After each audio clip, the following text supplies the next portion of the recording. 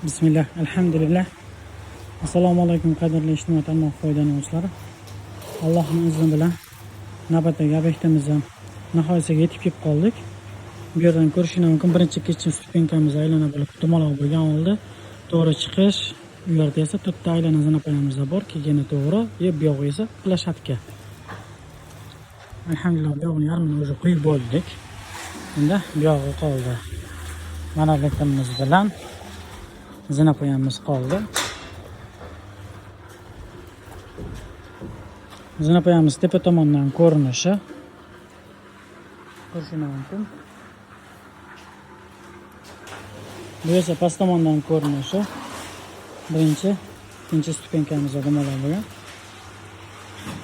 Qo'lkashlarimiz sizlarga manzur bo'lsa, albatta kanalimizga qo'llab-quvvatlab obuna bo'lib, like bosib qo'shishni so'rab qolamiz. Sizlarni qanaqadir qiziqtirgan savol yoki shunga o'xshash bitom zina xizmat zakazlaringiz bo'lsa, opisiyaga telefon nomerimiz bemalol murojaat qilaverasizlar. E'tiboringiz uchun hammaga kattakon rahmat. Sog' bo'linglar, salomat bo'linglar. Inshaalloh yaxshilikda ko'rishaylik. Videoning to'liq obzorini esa YouTube kanalimizga qo'yganmiz, kirib ko'rishingiz mumkin.